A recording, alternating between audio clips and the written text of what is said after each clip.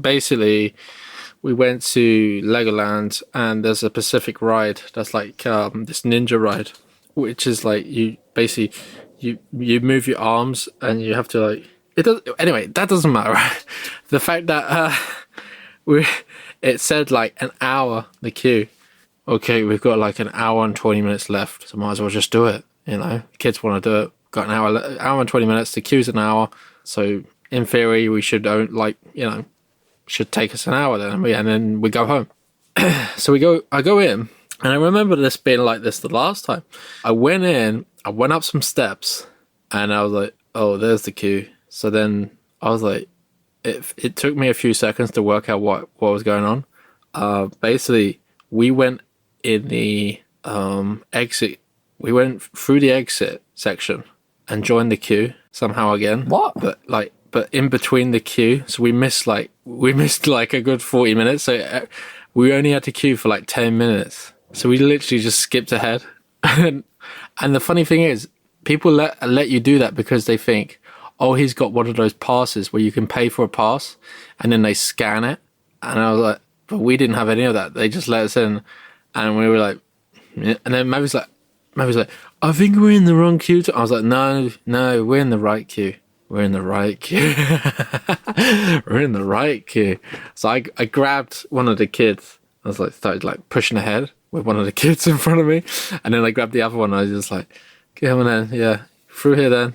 And then, yeah, they didn't say anything. The people, we butt in. They literally just, I was like, yeah, whatever. So it was going to take an hour. We only queued for like 15 minutes. Great stuff. I won't do it again though. I felt really bad. Mary's like, we've done something really bad, Tommy. I was like, oh, it's about the queue. And I was like, I was just keeping quiet about the whole thing, but I knew what was going on. Like, but yeah. Cheating the system. Yeah, in a way. It was kind of annoying though, because it kind of happened to us earlier, like the first ride. We went to this ride, and it's a bit funny because there are people that have literally bought this little pass thing and then they scan it, but in some rides, like you literally have a different section you go to for that. But in this ride, he's like, no, you can't come this way. You have to go through the queue. So you have to literally walk past everyone. And it was really annoying because there was this woman, and me and Mavi were queuing, and Mavi's just like, she doesn't stand her ground. She lets this woman like literally just push past her. And then I was in front of the woman. I said to the woman, do you want to just go ahead? Because I want to be with my family. But I didn't realise that she had one of those passes. Well, it's not really her fault because it's like, there should be like 2 lanes, I suppose. Like a different lane. Well, there somewhere. Usually is. You usually go to... Yeah, no, but the guy's like, no, this is for like disabled. You can't come down here. You need to go through the queue. Literally walk past everyone. I'm like, I heard him say it as well.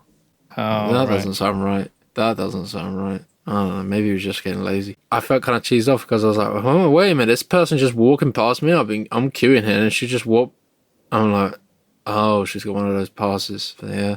And I was like, that's ridiculous. Who would do that? Like, spend money just to jump the queues? Well, time is money. Like, what? The thing is, right, I mean, you spend all the money to go to Disney World or Legoland or Thorpe Park. Why would you spend all the time queuing if you can spend a little bit more money and not have to queue? Because all the time you're queuing, you're not doing something else. So if you don't get the fast pass, you might be able to get on 4 rides for the entire day. But if you get the fast pass, you might be able to do 6 and not have to rush through lunch or whatever. Maybe, yeah. I'm not saying it's a good deal, but the thing is, theme parks aren't a good deal to begin with. I mean, how much is Legoland these days? It's like, what, 40 quid? Yeah. And the fast pass, I don't know how much that's going to be. It's going to be like, I don't know, 15, 20 quid. If you're paying for like a family of 4, I mean, think about it from your perspective. You've got 2 screaming children. Daddy, I'm bored. Why can't we go on a ride? I'm bored. Like, some people will just happily pay that extra money to queue for 10 minutes as opposed to queue for 40 minutes. Yeah, I suppose if they got the money. It's not, do you know what? It's not even if you've got the money. It's if you're spending the money to go to somewhere like Disney or Legoland or Thorpe Park, because it's already so expensive. Like, especially if you're traveling, you've got a hotel or, other travel fees. If you've already assigned, like, okay, I'm going to spend £500 to go to Legoland, that's going to include tickets for the day, dinner in the evening, hotel for the night, and travel up for the day. You're already spending like 500 quid. Why not spend an extra 60 to £100 for the. I have no idea what the prices are, but why not spend that extra money to get more out of the initial money? If that makes sense. Yeah, I understand that. I understand. Like, make a proper like day out of it, so you can go on loads of rides without queuing for hours. Well, because the alternative is it takes £500 to go for day one. Now, if you can go on 4 rides in one day, but you want to go on 6 rides, well, your options are you go for 2 days, which costs £500 times 2, or you get the fast pass and you can go, on more rides. So Yeah, that's true. Yeah, that's a good point. You know what's funny though? Like going home. So I actually drove and I went on the motorway and I went on the I know we went on the M4. So basically, you go on the M1, M25, and then the M4. And so I'm driving, right, and I used Google Google Maps, and Google Maps says something like, "Attention, there is a car stalled up ahead," right? And then, but the motorway signs are saying everything's great, keep going at 70 miles per hour. You know, it does that little cross thing with the white. national speed limit. The national speed limit. I sound really dumb then. Yes, But you the did. national speed limit. Yeah, okay. But the national speed limit sign came up, right? And it's like, oh, Google's, and Mavi's like, oh, Google's wrong. Don't listen to that. There's the national speed thing come up. So you're fine. Just keep going on this lane then. And just do your normal speed. And then, like, I see it, like, someone's put the hazards on. I'm like, you know, people going crazy, like slowing down because there was a car. What is going on? Why? How comes Google's telling me that it's there, but that was telling me to go full out into it? Because I should have closed that. Reported by the user.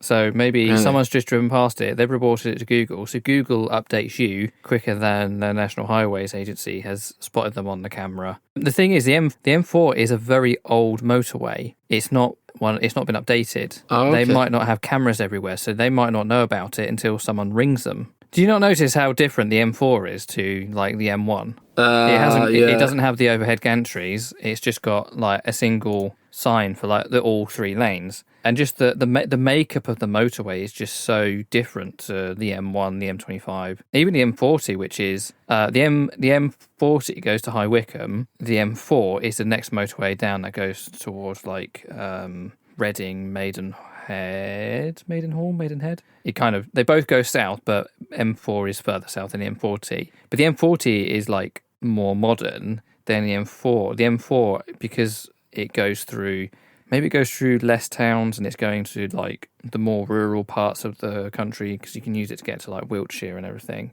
So it just doesn't get as much money spent on it, I guess. That's dangerous though, really dangerous. Yeah, because I'm doing like 65. No, this is how people used to drive 10 years ago or 20 years ago before we had any smart motorways with CCTV and sat-navs that would tell you about these things. And you just have to be able to deal with these hazards without being told about them. It's dodgy though. It's good to know about them ahead of time because actually everyone moans about these smart motorways, but the thing about a smart motorway is that it can bring your speed down ahead of time. So that you don't get those, everyone put their brake on and then you go down to like 10 mile an hour or you're even a standstill. But the smart motorway brings everyone down to 60, then 50, then 40. You go past the accident or the breakdown and then you go back up to national without ever stopping. That is actually a real benefit to the smart motorways, which you might not get on, say, the M4 without all the overhead gantries. But people moan about the smart motorways. They moan. I get the lack of hard shoulder bit. I get that. That's a valid concern. But people are like, oh, we get slowed down for no reason, and it goes down to 40, then we're back up to 50, and then we're back up to 60. And it's like, no, that is literally the whole point. The whole point of the speed reductions is that you never stop, because stopping on a motorway is actually quite dangerous. So they're trying to stop you from having to stop. But at the end of the day, you should also be able to navigate these issues yourself. Like you said, you saw up ahead, you saw people having their hazards on and everything like that. So you should be able to safely drive your car up to the accident, whether it was happened in your lane or in another lane. You need to safely change lanes and avoid it and everything. But that's what we did. That's what we did 20 years ago, 30 years ago. Should still be able to do it now. Anyway, Welcome to Screen Bytes, a podcast about video games, technology, TV, and movies. In this episode, we're talking about episodes 5 and 6 of Severance Season 2. Please beware of spoilers throughout. Well, first things first, sorry everyone, I was ill last week, so I couldn't record not this week's episode, but the previous week's episode. But today we'll be talking about 2 episodes of Severance. I think it is episode 5 and 6 I've watched. So in episode 5 is quite key because we've just seen in episode 4 that Irvin has been, retired in a way. He's no longer with us. And the first thing that comes to like Mark's head, Mark is obviously upset, but he is at a point where he's given in the towel. He doesn't know what to think now. He doesn't know who to trust anymore, or he feels like if we keep going along with this, they know everything anyway, because they knew everything in the previous plans that he had. So he revealed it to Helly, who turned out to be Helena, so he knows that everything that they did with Helena, Lumen at large, they know, so they can't continue those plans because they know about it. Well, it was also quite striking that they wanted Dylan want a funeral for Irvin, and then Mark wasn't really even bothered about it because he's like, we're not even sure if he's actually even gone. It doesn't really matter. He was here anyway.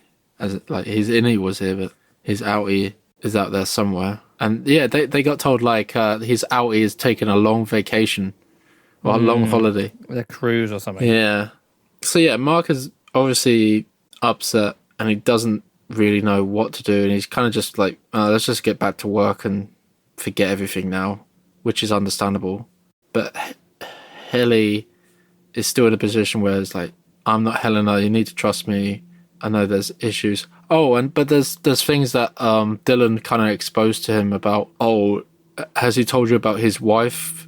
His wife being in here? Yeah, Miss Casey is his outie's wife, because obviously all this revelation that happened for Dylan and Irving in episode 1 hasn't happened to Helly. Missed it all. Yeah, because that's part when he went back and found out that he had a wife. Well, his wife died. But what was also quite cool was that we saw Milchek's employment review. Yeah.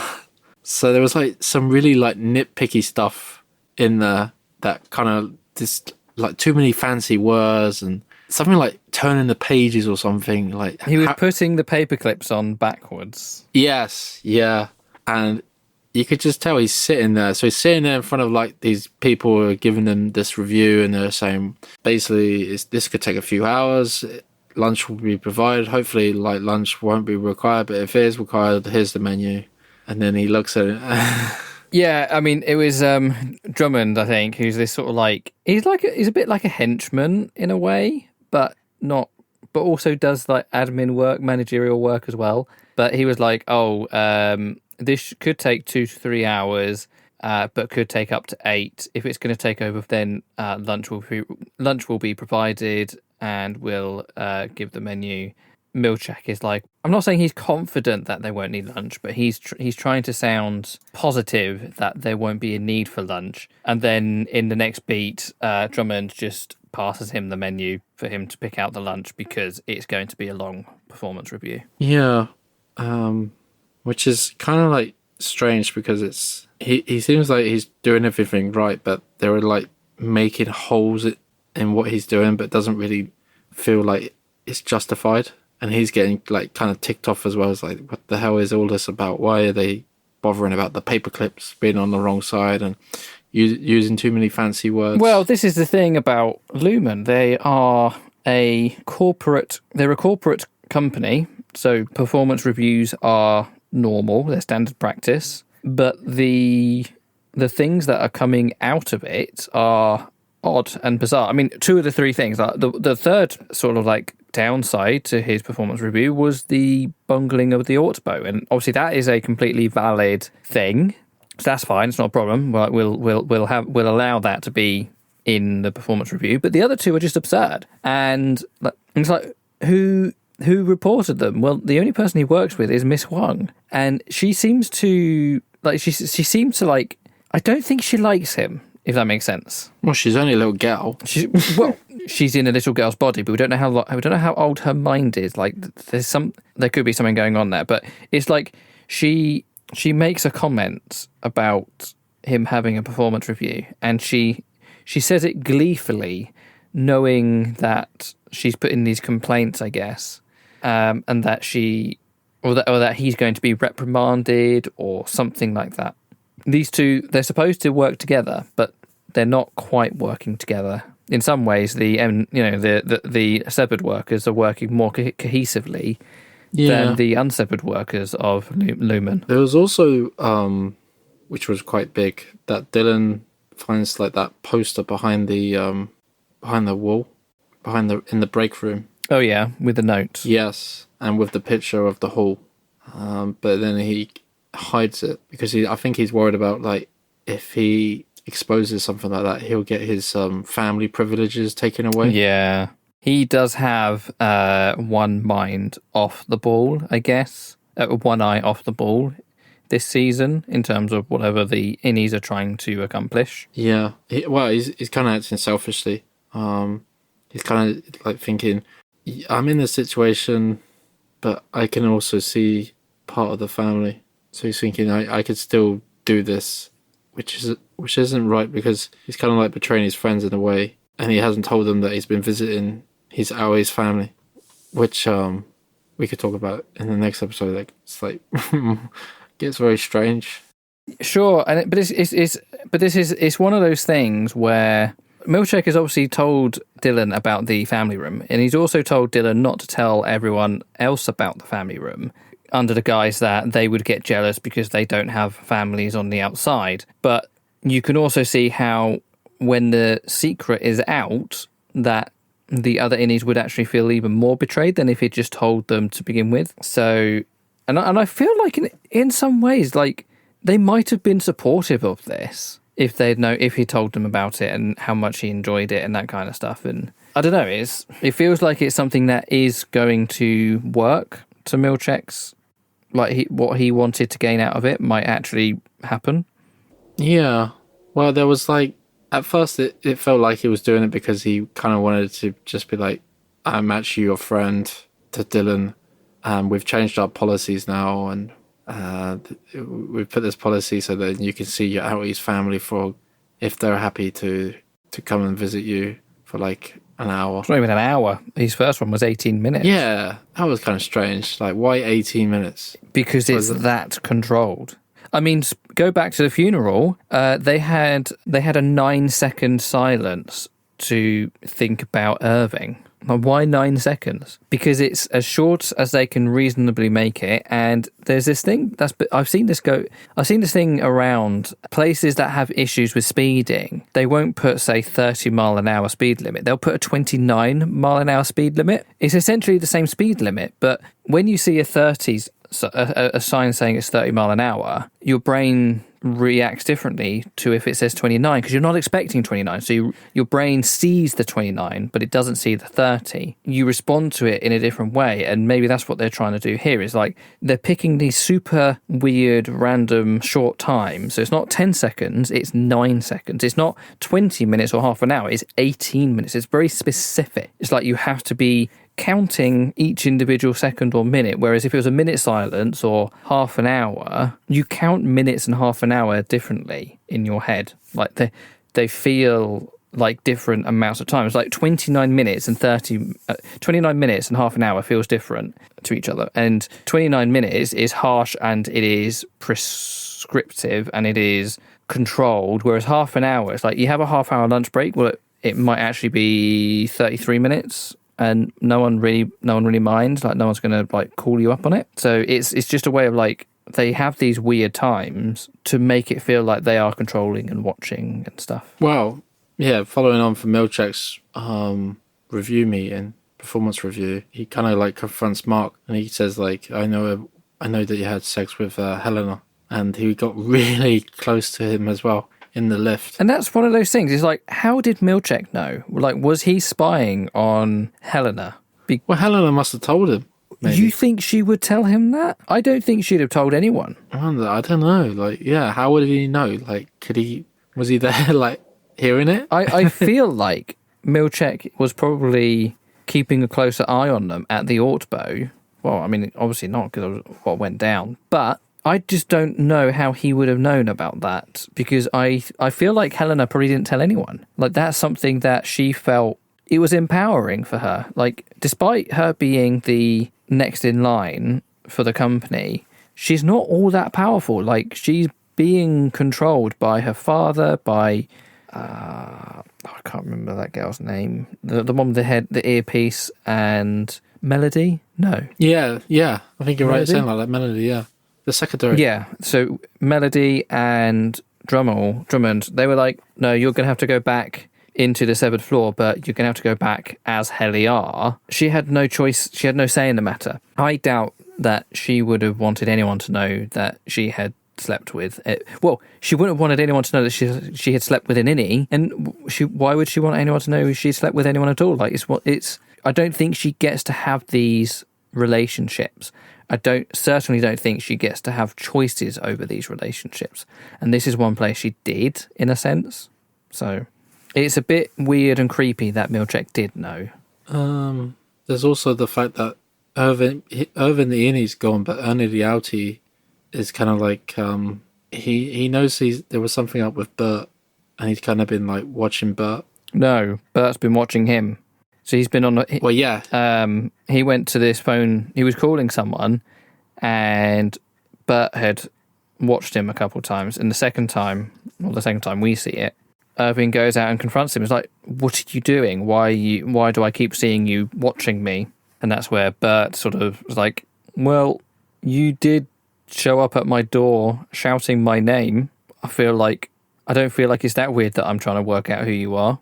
And then I think they work out that they were both worked at Lumen on the severed floor, and then he gets invited to dinner. How polite, how kind. Yeah.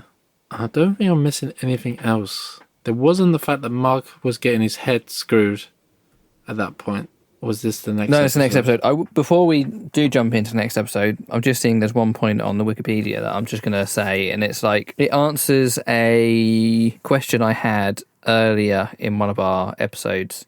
And Ragabi, who's the surgeon or the doctor or something, she informs Mark that Lumen has connections to the morgue and reveals that the cremated remains he possesses are not Gemma's. Because that's something that I was pondering is, how did they get Gemma's body? Did they get it from the paramedics? Did they get it from the morgue? So clearly Lumen have ties to different industries. And I think in a previous episode there's been something about trying to go to the police, but that's not going to do anything because they probably have massive influence with the police. They pretty much control them. They do. They do. And I think this is in-world confirmation of that fact. So the next episode then, Dylan actually informs Mark and Helly about the note that he finds and that they need to kind of like try and, well, they need to do something with it, like either go and find this place or find out what it is. But then we also have Milchek decides to leave Miss Chon in charge of the Severance floor. Leading on from his performance review, he then goes off and tries to rectify. He wants to do better. I've seen it referred to as the punishments. So I don't know if these are like prescribed by Lumen or if these are self-inflicted. But we see him take a massive jar of paper clips and a pile of papers, and he spends some time learning, muscle memory, I guess, how to properly put a paperclip on a piece of paper. And he's also saying those words over and over and over and over. Simplifying his words. I feel like this episode was pretty much the love episode where everyone was... Because we see Dylan it was kind of weird. He's with his wife, and they're talking. Sorry, before we move on to the next thing, there's just one more thing I want to say about the thing about Milchek. Go on. Sorry. So Milchek's doing this. One of the performance reviews for Milchek was to stop using such complicated words or stop using such big words. And earlier in the episode, he'd said to Miss Huang, you need to remove your childish folly. You must eradicate your childish folly. Yes. So he stood in front of a mirror and he's working out how to simplify that sentence. And he goes from, you must eradicate your childish folly. And he goes all the way down to, you must grow up. And it's like every time he removed a big word, it was like part of his essence was being removed. It was like he was coming across as a different person. And I wonder how this will play in future interactions with people on the floor. Like, will he continue to try, will he try and use simpler language? Because the thing about the difference between him using big long words and him using simpler language is that when he used big long words, he was actually quite kind in a sense. He was very formal with the words that he said, but when he was bringing it down, you should grow up, you could see he was getting like angry or emotional. Is he going to start snapping at people, being short? Is he going to be like cruel and mean in ways that he wasn't before? So it'll be, that's the one thing I wonder how he will be with future interactions. Maybe just with Miss Huang or with everyone on the seventh floor. Anyway, Valentine's Day was the previous episode. Like I say, this episode was the episode of love that should have come out the previous week. Yes, because we see that Dylan is with his wife. At first, it seems normal where they're talking, and then he just randomly is like, "I'd like to try the hugging, please, again." And I was like, "What?" And surprisingly, she's like, "Okay, yeah, let's do that again." And so they hug each other. Yeah, it's one of those things where it's like, it's the same person, but it's not the same person, like the same body, but it's like... Yeah, but it's the way he said it as well, though. It's like, "I'd like to try the hugging again." And she's like, "Okay." Because he's quite forward with what he wants, whereas Outie him isn't. Outie him barely says anything. He's very unsure, almost wants her approval in some sense. Like, even though he's like, when we see him, he's like, for some reason he wants to buy a new car. He's not that confident to just decide that he wants it. I don't know. Whereas Dylan is quite like, "I liked it when we hugged. Can I have another hug?" And then they have a hug and it kind of leads on. I think they kiss. Yeah. Later on, she kind of like lies to his outer Dylan, saying, "Oh," I think she said like it was cancelled, like she never went, or that's not a good sign for outie Dylan, because if someone starts lying to you like that, hiding her emotions, her true feelings to you, then you're in trouble. And the thing is, but he's not helping himself though. She dresses up. She looks vastly different when she's with outie Dylan and when she's with innie Dylan. She didn't change her hair colour, but she looked brighter, if that makes sense. So part of it might be the lighting in their house is made to look dim and dark. But I thought she had like brown hair. But in this scene, when she visited innie Dylan in this episode, she had her hair was down and it looked a lot brighter, blonde perhaps. So like maybe she's got the right hairstyle for it to look light in some styles and dark in others. I don't understand how hair works. But I did notice that when she was with outie Dylan, she looked very normal.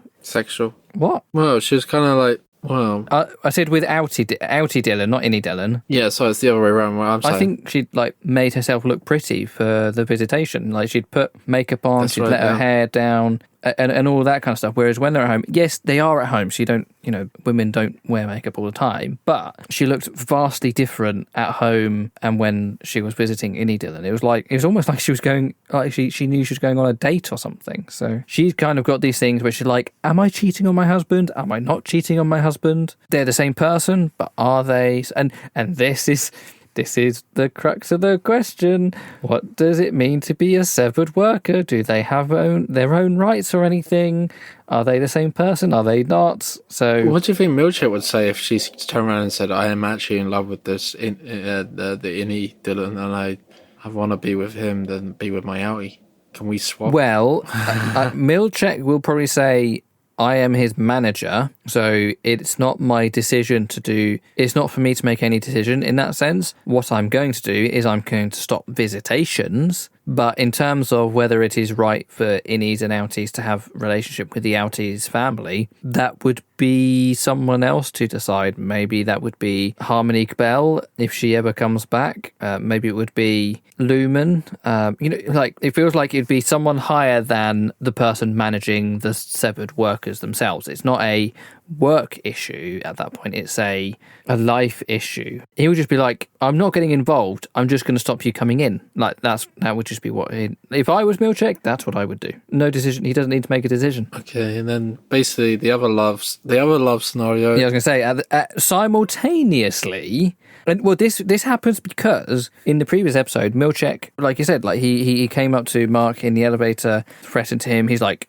I know that you Helena, you f***ed Helly, or whatever it was. He was very aggressive with what he was saying, and because of this, rightly or wrongly, because of this, I feel like Mark was probably very conflicted about everything before, and he was probably trying to decide whether he should tell Helly or not. But this probably definitely, and I'm not saying he shouldn't have not told her. But I can definitely see how it would be so difficult to work out how you tell her. But when you've got the catalyst of Milchek knowing and potentially telling her before you've had a chance to, that's when he's like, okay, next time I get a chance to, I'm going to tell her. And he does. And I think he's very real about, he probably does it the best way possible. He's very honest about it. He also says how he feels wronged, because that is the thing. Like, he has, in one sense, Mark has been sexually assaulted because he's. Oh, do you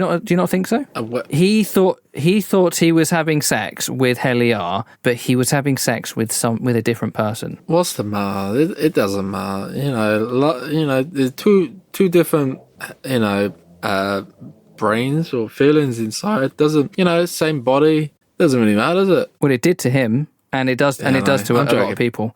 But actually, it can happen in real life. Like, people have had sex with their partner's twin, and that's hugely violating. Of course, it's sexual assault. So he feels wronged by this, what's happened, and he also feels so bad about what has happened. He feels so bad about what he's done to Heliar's body that she didn't get the choice in. So yeah, but then the thing is, like, Helly's like kind of like takes it in a bad kind of way, sort of at first. At first she's shocked. It's a lot to take in. I suspect I think she's starting to get how Helena is, and I think she's starting. Do you not think she is Helena though? Absolutely not. No, this is Heliar. You think, yeah? Yeah. Because Lumen have said she's going in as Heliar.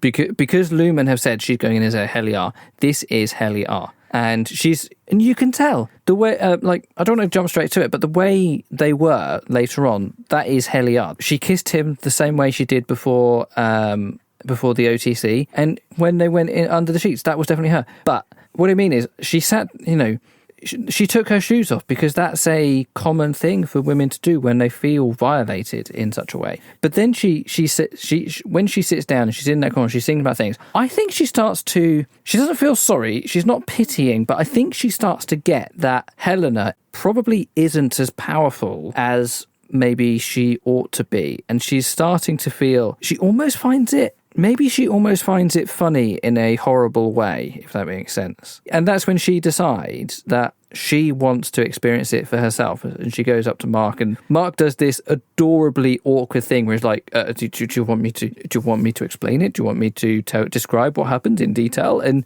she's like, F that! I want to experience it for myself. You've experienced it. I've experienced it. I want to replace that experience that you had with an experience with me. So it's something like from the Jerry Springer show. So, these weird relationships. I had sex with my outie, which I thought was my innie. Yeah, it could be. Especially with Dylan and Gretchen definitely could be a Jeremy Springer sort of TV episode where Dylan goes into a lift, and they kind of bring both versions of him, and they kind of have the whole conversation. Yeah, so. I'm not happy with my outie anymore. I want to be with my innie. He's no good to me. He won't let me go, Jeremy. She Anyway, yeah. So that happened, and we also have the invitation. So Irvin, the outie, Irvin goes to the dinner party with Bert, and he meets meets the husband, in which he's kind of like, yeah, they start getting things like off to a good start, like talking wise, but then he kind of says some nasty stuff to Irvin. Doesn't say nasty things. Well, he said something, and Bert asks him to apologise. And so his name is Fields, and he's quite supportive of the innie version of Bert having a loving relationship with an innie version of Irving. He states, because as it turns out, these two are actually part of the Lutheran Church or something like that. Of course. So they are quite a devout Christian sect, and I believe they're quite conservative, but I don't know fully. But he believes that Innie and Outie are two separate souls, so they are essentially two separate people, and he does believe that they should have a fulfilling relationship with whomever on the inside, and he genuinely has zero problems with this. But the one concern he had was that he and his husband, Bert, are obviously in a sexual relationship. His concern is about STDs. If Irving and Bert had unprotected sex on the inside, because he doesn't know if they have condoms or anything like that on the inside. Oh my god, yes. This is a genuine concern for someone who is supportive about the relationship being a soul-to-soul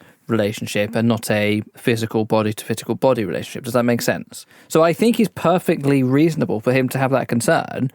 And beyond that issue, I think he's actually he's really good about being open and receptive to innies and outies. But I do feel like he still struggles. He still has inner struggles with the whole situation. He's not fully on board, but he is trying to support his husband as best as he can.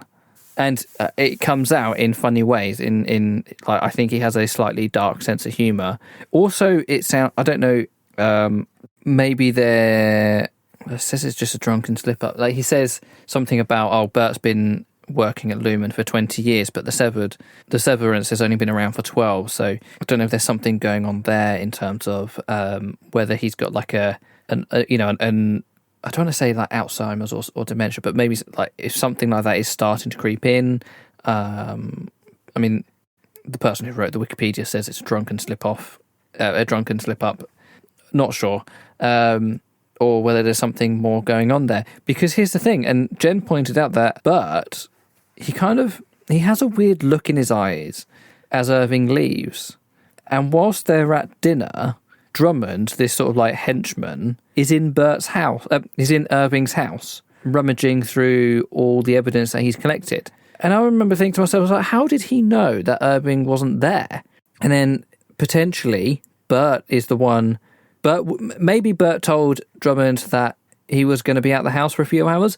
Maybe Bert was told to invite him to make sure the house was cleared for a few hours so that Drummond could go in and have a look. Well, it does sound plausible because Bert has been kind of like watching Irvin and then eventually comes up to him and says, "Oh, come around with mine for dinner."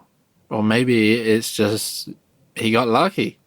Maybe he went around there and he was probably thinking, "Oh, if he is there, I'll just take him out." Like, don't put it past them to do something like that. So the last big thing to happen is with Mark, Outie Mark. And it actually, the way it happens is a bit interesting.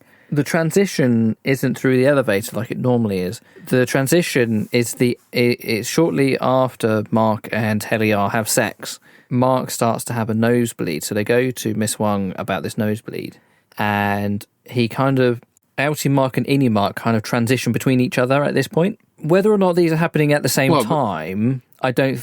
Well, before that, she actually asks him questions about like, have you been what exactly have you been doing? Oh, yeah, she's like, did you punch him? And they did. Have you done something? Yeah. Did you, and they did mention that they just had sex. Of course not. I mean, why would you? And why would you to a child? Well, yeah, of course. Well, who knows who that is?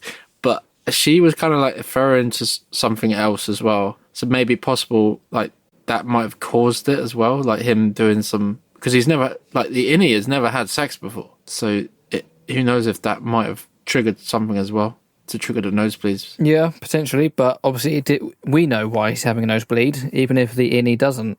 It seems like this isn't the flashback between... Sorry, the transition between innie and outie, whilst it's shown to be happening at the same time, it probably isn't actually happening in real time. What it seems to be is we go to outie Mark, who is having another session of reintegration, and Ragabi says that you're remembering something, and the memory is something very recent, and something doesn't quite work. I think you're skipping ahead though, because at the scene where he's talking to Miss One, he's going in and out of being innie and outie, and then he starts saying stuff, and outie's by the fridge drinking something, and then Miss One actually says like, what? Because the outie starts talking, and it's like not actually referencing anything that the innie is doing. And at that point he kind of like, wow. At that point Lumen knows that there's something up, and that's why he gets visited by Helena. So the outie is in a bar or a restaurant, and Helena comes along and starts talking to him. I don't think so. Well, it must be, because if he starts doing some weird stuff... I do think it's reasonable to think that, because because on one hand, he is having the nosebleeds, and Miss Huang might not know about it, but it is obviously similar to what happened to PT in season... Sorry, put my American accent on. PD in season PD. 1. Mm-hmm. But nosebleeds are kind of common. They are a common sort of thing. But he was saying strange things, and Miss Wands did say, like, what? Yeah, but I still think that could have just been hand-waved off as just something weird that happened, because actually, he does seem to recover. He was saying, like, I'm inside... Well, he was saying, like, was it, like, the outie saying, like, all I can see is, like, white? He said that later on to Ragabi, but I'm not sure at the moment that Lumen are aware of what's happening to Mark. And the meeting... Why would they go and visit? Why would she go and visit the outie? They didn't visit Mark. She visited Mark. Yeah, but why would she do that? Because she fucked him in a tent 2 episodes ago. Okay. She might be starting to have feelings for Mark. Does that make sense? Like, I think this is more of a her thing. Well, maybe she just wants to get, like, how... She might be curious. She might be curious, like, how much is he like the innie? Potentially, but exactly. I think she wanted more of him, but she can't get him through... She can't get to the innie. She was very weird when she met him. Like, she made him seem very important. Well, she was saying, like, time's up or something, and he's like, oh, really? Time's up already? And she was just, like, played it cool, like, oh, yes, I'm the daughter's boss. I kind of own Lumen. And would you like to meet my father? Meet the father? Yeah, and she was like, it's nice to finally meet you. And he's like, why do you give a shit about me? I just work at Lumen. I don't know what I do. I don't know if I'm important. And she's just slipped to him that he is very important to Lumen. Oh, yeah, and then she does mention his wife. She gets her name wrong, and I don't know if that was on purpose to trigger him or accidental, because the name is very similar, Gemma Hannah. It's like she read his file, learnt the name, but just said the wrong one on scene. And yeah, it's one of those things. I feel like this might be... I don't think Lumen knew... Or potentially she didn't tell anyone at Lumen that she went to see him. She might have been watched and followed by someone. Oh, do you know something? The only other thing that makes me think potentially Lumen are aware of something going on. In episode 2, I think, that when Mark and Devin were at that diner talking about whether Gemma was alive or not, Drummond, he was in that diner as well, so he overheard that. So maybe Lumen are onto what he's up to. They might not know what he's doing, but they seem, maybe they're aware he's up to something. But then after Mark meets Helena, he basically panics and decides to go ahead with the I don't think he panicked. I think he's just confirmed that it's confirmed that he's important, that he should continue doing what he's doing. Yeah, even if it means a cerebral hemorrhage in your brain. Yeah. And which those scenes I really just can't stand. I had to kind of look away when the surgical ones. Yeah, that surprises me because you love films like Saw and Squid Games and everything.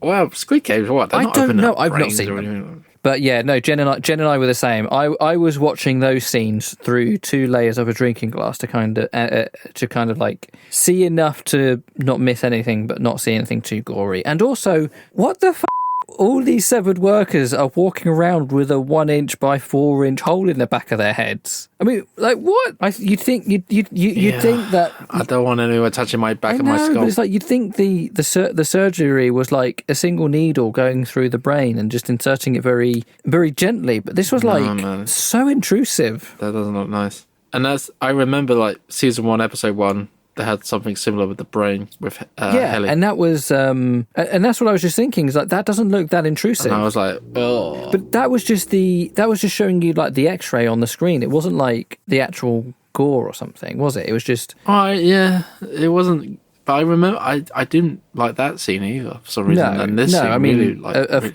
a 5 inch needle going through someone's brain. You know, that's always going to be disconcerting.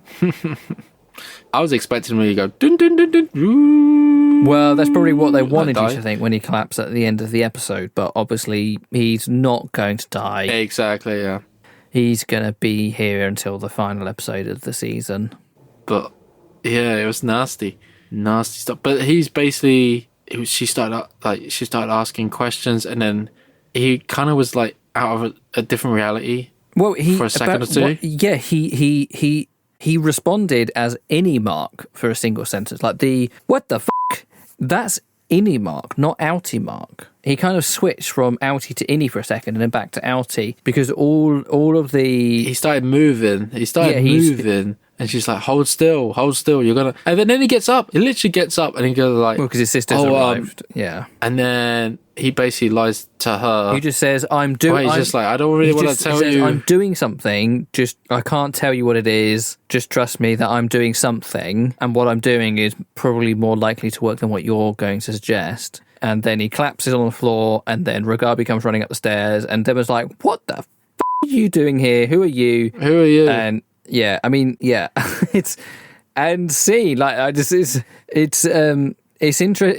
be interesting to see where it goes because I guess reintegration has fully happened now. What's going to happen when he goes back to work? Will he's going to have to pretend to be any mark?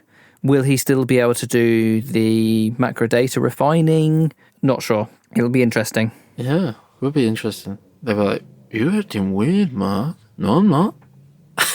It's like he is still Innie Mark. Like Innie Mark's personality is within him, I guess. So he will still be able to be Innie Mark, but not. He'll be like 50% Innie, 50% outie. They'll be like fighting. That's annoying. That could be interesting. Yeah, I think that pretty much wraps all of that up. Really. There's only how many episodes? I think left there's 10 episodes, so there should be another 4. So we got 3 more. 7, 8, 9, and 10. So probably I won't be able to record next weekend. So the next recording will be on the 8th. Yeah. So the next recording will be 2 episodes again. And it might be that from now on we'll just do 2 episodes. Fine. So we'll do 7 and 8 together and then 9 and 10 together.